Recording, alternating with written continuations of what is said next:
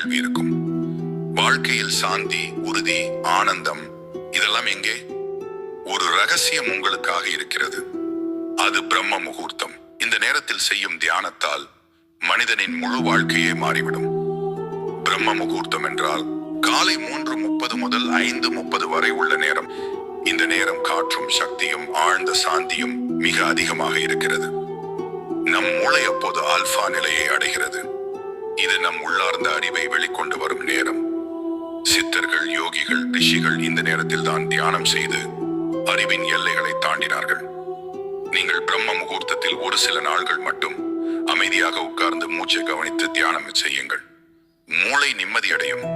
உடல் மெல்ல பிசுபிசுப்பான சக்தியை வெளியேற்றும். உங்களுக்குள் ஒரு புதிய ஒளி தோன்றும். மனதில் பயம் குறையும். நேர்மறை எண்ணங்கள் அதிகரிக்கும்.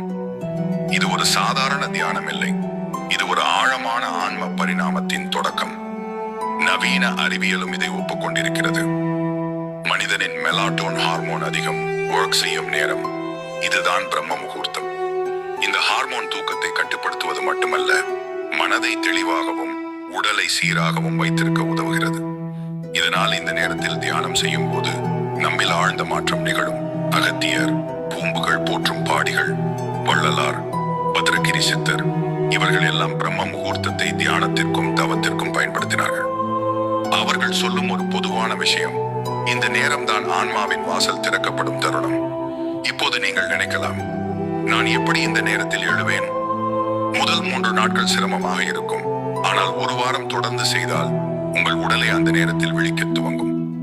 வெறும் 15 நிமிடம் தியானம் உங்கள் வாழ்க்கை முழுவதையும் மாற்றும்.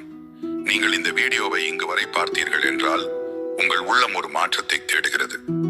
இப்போது செய்ய வேண்டியது ஒன்றே ஒன்று. நாளை காலை 4 மணிக்கு எழுங்கள்.